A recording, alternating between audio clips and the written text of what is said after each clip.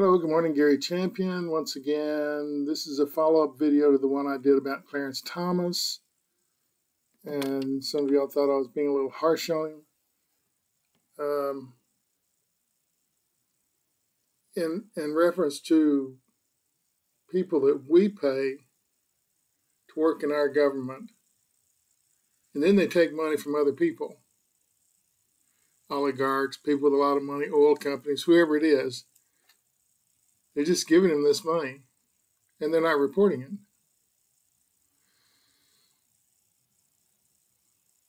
So I have a question, just one question. Can you tell me which politicians are for sale? Yeah. Can you tell me which politicians are for sale? People who are in the know can tell you that. And I started thinking, I could, if I were in the Congress or Judiciary or anything like that, wouldn't be everybody snickering about this. Who he got caught taking a little money. It's not just that he got caught; his wife got caught, and she's she works in the government too. She's sort of a radical. I'm not saying we don't need radicals, but anyway, can you tell me which politicians are for sale? We could put that out there. People who wanted to influence in land or air or oil or whatever, they could go right there, pay them that little money, not report it. How do you tell if someone's on the take? Is another word for it. They're being bought. And I said, if you can buy a politician, we don't have a government. If the people we pay $261,000 to do the work of the court are taking $500,000 worth of money from GOP donors with no explanation, that should be a violation. It should be a violation of your oath of office. If you look the other way, here's some money. They don't say it like that, but that's what it means. Here's how you tell if a politician is for sale. Here's how it's done.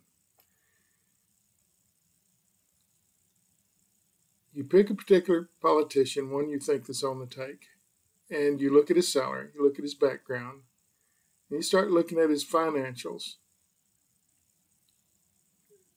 These are bribes. That's what these are. Bribes. B-R-I-B-E-S. These are bribes. And the guys that are taking them are snickering because you can't catch them. It's not illegal, apparently, at the current time to not report these things. Wouldn't you want to know that people who are on the Supreme Court, the final justice in our country, make a final decision, you can't go any higher than the Supreme Court, we're taking money from people that they might be judging on.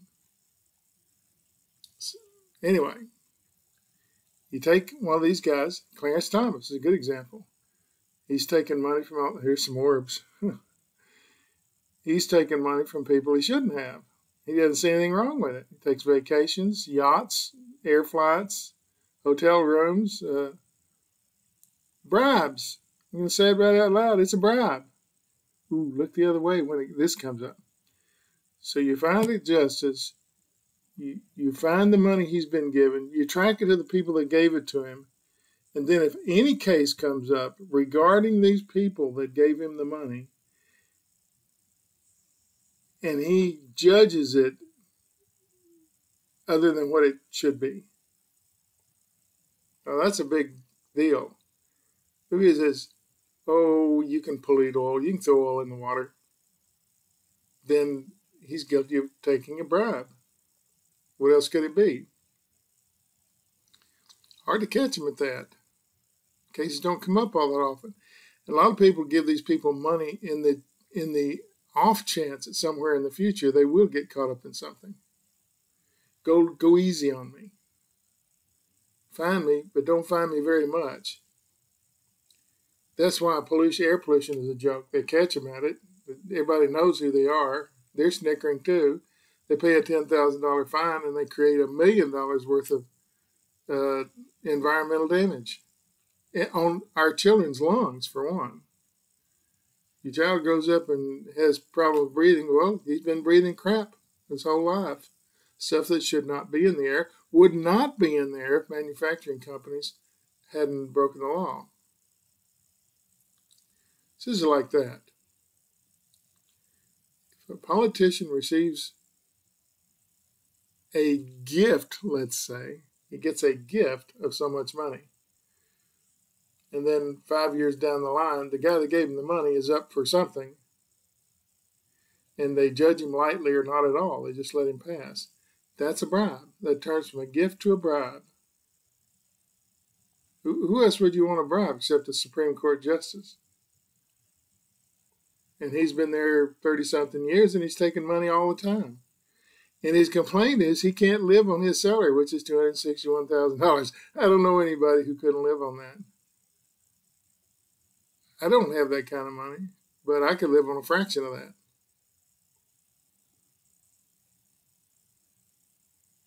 And do. Does he think he's special? This is hard work. I got to put on this old dusty robe, and I got to sit in a room with a bunch of guys and talk about cases and judge them. Whew, I'm just worn out by the end of the day. $261,000, how much is that a day? I don't know.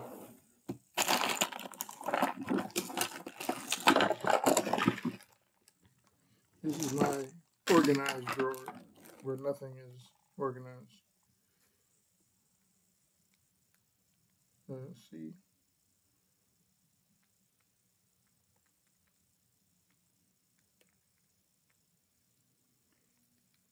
Guy gets paid $712 a day.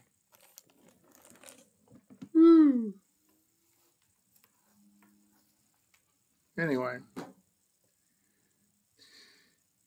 this is just a little follow-up video. I think people didn't see where I was coming from on that. I'm saying that if you take money from someone and later on have to decide a case that's remotely connected to him, doesn't have to be a direct connection. It's got to be he owns this company that owns that company. The shell game is what they call it. They keep moving it around where you can't discover anything. And they don't have real people's names on anything. That's a bribe. If someone he judges benefits by his judgment and he's taking money from him, that's a bribe. I don't know any other way you could look at it. It's not a gift. Sorry. That ship sailed when he had the judge on him and didn't recuse himself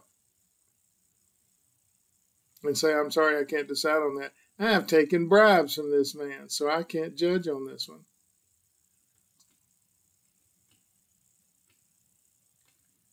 I don't think I'm being unreasonable here. It goes on at every level of government.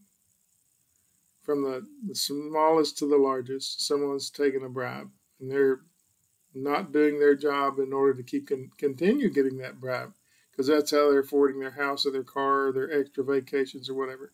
So they don't want to see that money go. They get hooked to it. They think they're entitled to it. And no, a salary of that magnitude, you don't need any money. Oh, I've got to have a house where I live. I've got to have a house in D.C. I've got to jet back and forth. This is very expensive. Don't run. Don't decline that when they offer you a spot in the Supreme Court. Oh, I can't afford it. I can't do it. Don't do it and then take bribes in order to complete whatever it is you think is important. You don't need two houses. Why do you need two houses? You're not the governor of that state. You're a Supreme Court justice in the government in D.C. That's where the government's at. You see, they can justify it. Well, my kid couldn't afford that tuition. So Mr. Crow, I think that's his name, stepped up and paid for it. Well, that's not a bribe, is it? Yeah, if he comes up in some way that you have to decide against him or for him in a judgment, No, I'd say no matter which way the vote goes, it's still a bribe.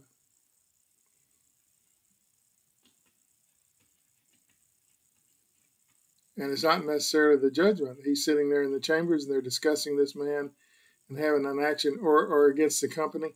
And you can spread propaganda. Well, he's a pretty good guy. You know, he has 6 kids and he pays his taxes on time. He's a pretty good guy. So you're spreading this nonsense. Well, the other judges are not aware that you've taken a bribe. I'm calling it a bribe because it is. If you're sitting in judgment of someone and you've been paid under the table or over the table and you don't report it, there's no way of anybody knowing if you're honest or not. And I would rather err on the side that you're not honest. If you've taken money and didn't report it, isn't that what that indicates? You must know there's something wrong with it, or you would have put it on your little form. You would have reported it. But you didn't. So you must somehow think that it's wrong. Maybe you're not sure about the legality of it, but it's damn sure wrong. People in government should not take bribes. They shouldn't take vacation things when their people give it to them. Oh, you're doing a good job. Here's a vacation to the islands, whatever. Now, when this little vote comes up, you know what that means. I gave you that bribe. I donated that money to your campaign, so therefore you should judge on this. Now, really, for it to work successfully, you need more than one justice. But often these are 5-4 votes, right? Almost all of them. You look at them, they're 5-4 votes. One vote makes a difference. It either locks it or defeats it. So I'm just saying, how could you not think that was wrong to take money from a GOP donor that's involved in about 10 other things, you know he is, in the hopes that in the future you'll judge on his side, tilting that vote to where he didn't get prosecuted or whatever. He gets what he wants. That's how you tell if a politician's for sale. I hope you've enjoyed this primer. And it would take a lot of research. You'd have to appoint a committee of somebody to look at all their bank accounts. And where is this $100,000? Where is this $300,000? Where is this vacation? Where did that money come from? Track it to the guy that paid it. Look if he's on the docket or has been on the docket. If he was on the docket and something was adjudicated in his favor, that's gone from bribery to something else. Malfeasance in office. I don't know. There's got to be a illegal. I don't know. Thinking about that, in America, it may not be illegal to bribe somebody and get away with it. It's done at every level. You wash my bag and I'll wash yours. I'll give you this little money. You know, it'll see you through, tide you through, get you that big expensive house you want. And when this little thing comes up over here, you sort of brush that under the rug. You don't want to look at the case because it's not, it doesn't comply with what you're looking at for this year. And again, this guy that paid you that money, his name's probably not on the register of the thing that you're doing it, but his money is supporting it. You follow the money. That's what I said before. There's no record of him having given this guy money.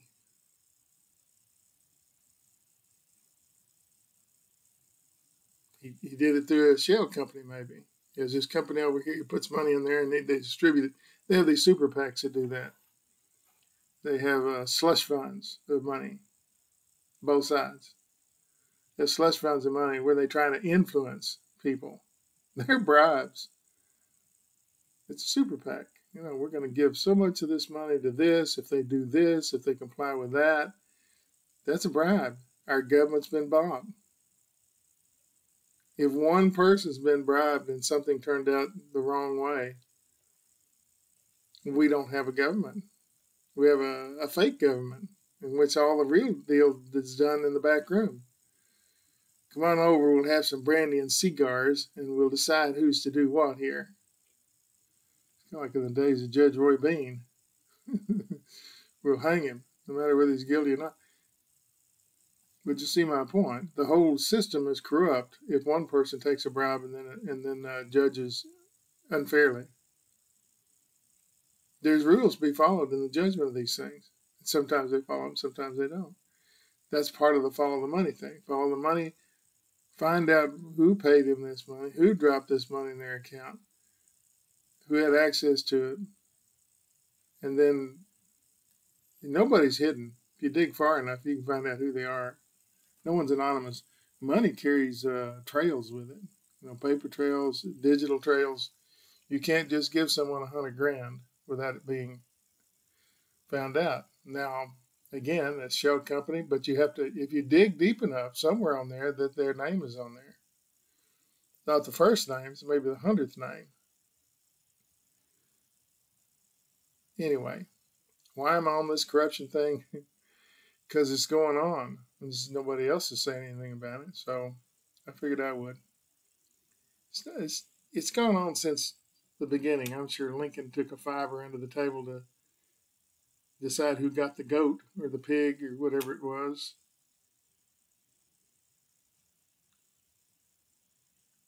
Lawyers are famously known for it.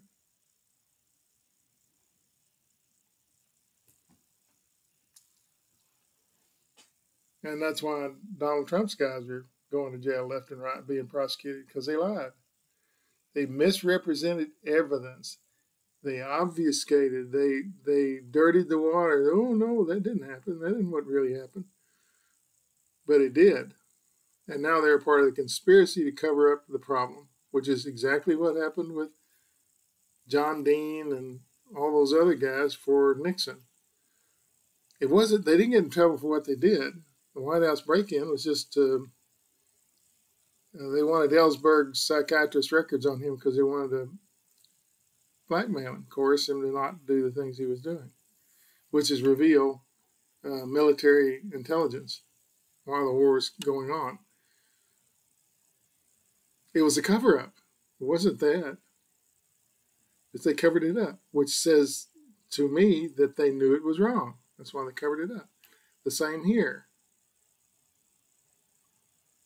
If you don't shout it out loud, yes, I took $100,000, yes, I took $365,000 from this man, then you're guilty of something, hiding the evidence maybe. After all, you don't want to provide the ammunition to the people who are trying to shoot at you, but you shouldn't have taken the money. These are bribes, plain and clear. Why would Mr. Crow give all this money to him and buy his mama's house and pay $6,000 tuition for his boy? Why would he do all these things? There's nothing in it for him. Oh, wait a minute. He's a justice. He can decide things. It's a pretty straight line to me, black and white. You're giving a guy money, you're bribing him. Why don't you just raise his salary? If he can't live on $261,000 and all his issues that he has. That's a lot of money. I think that number's correct. I'm not for sure. I think I saw it somewhere. Anyway, whatever he makes is 8 times more than what I'm making. But I don't have a house in the Hampshires. I don't need to have private jets fly me and my wife. Yeah, Jenny, his wife, is a political activist. It's her job to stir up stuff. But she can't do it on her salary. She's got to be bribed with free airplanes and vacations and cash and whatever they do. The cash isn't really, it's hard to trace that. They give you a bag with a bunch of money in it, and that's how it used to be done. Now they've gotten used to getting bribes, so they don't think there's anything illegal. It must be legal. We've been doing it for 30 years, 32 years. We've been accepting money outside of our salary 32 years. Why did they give us this? Nobody knows. Ooh, political influence. So That was my question today. Can you tell me which politicians are for sale? I can. It's the ones that take money and then have to sit in judgment of the man that gave them the money. That's why they shouldn't be allowed to give them money, because it creates conflict. In my mind, it creates a lot of conflict, and it's unresolved. No one's at. These guys are not going to decide on that. Ooh, let's make taking money as a politician illegal. They're not going to do that.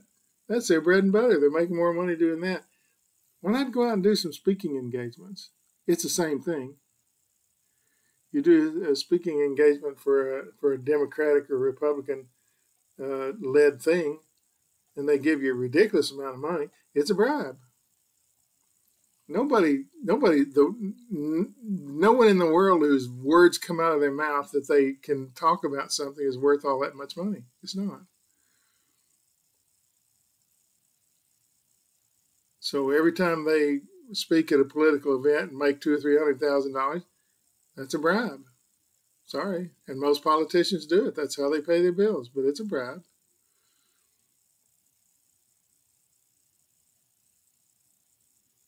Interesting thought, huh? What's a bribe? It's money they pay you to do something you're not supposed to be doing. I'm not sure that's in the Oxford English Dictionary, but a bribe is something you pay someone to get them to do something they're not supposed to be doing. Okay, enough of this. Can you tell me which politicians are for sale? If they're all taking money and then sit in judgment of these people, it's a bribe. They're for sale, every one of them. Funny thing is that we fired all of them. Every one of them. Just got rid of them. In a couple of weeks, it's the same guys would be in there having their hands out. Oh, he paid him that. Where's my money? Sad, sad, sad.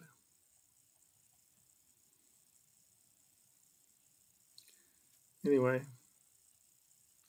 that's some weird stuff the other day. Oh, here's a good question. I wrote this down. There's a couple of them. One, I heard Sturgis Rally no more. I don't know what that means. Is it, the motorcycle rally in Sturgis every year? No more. It just happened. Just heard it a couple of days ago. I wrote it down. Unless something really horrible happens there, that thing will continue because it's a big money maker. Anyway, and this is one I heard yesterday. Where do the dead spend their time? That must have come out of me because I wasn't really thinking. I wasn't thinking about it. But if they're not down at Charlie's having a drink, where do they spend their time? They don't have physical bodies. Where do they spend their time? Well, those who have passed that are in my house communicate with me all the time. They have a job. Their job is to help me help you. And they take it very seriously. And to my knowledge, the only thing wrong with the system is that I'll misjudge something sometimes. I'll get a message and it's not what I think it is. So, where do those who have passed spend their time? You think the Bahamas are full? Are they down there getting suntans? No idea. They don't have physical bodies. What do they do? I do know for a fact that they watch television because I got woken up in the middle of the night. I was doing a show in Portland, Oregon, and in a creaky old hotel there, which I like a lot because it was creaky. Inn at the Convention Center was the name of the hotel. And the elevator, great. And everything sort of stunk like old stuff, I like that hotel. I'm not sure it's still there. I'm sure it's still there. But I was asleep after the first day of the show and got woken up at, I don't know, I didn't have a clock where I could read it, 2 or 3 o'clock in the morning, let's say. And Boyd loudly said, turn the television on. I thought, oh, this is something really bad. It's something I don't know if I want to do this or not. And I turned the television on and I could hear them click, go, and then click, click, click, click, click, click. Finally got to a station. They said, stop, this is it. We've been waiting all day to watch the Outlaw Josie Wales. And it was right at the beginning. It just came on.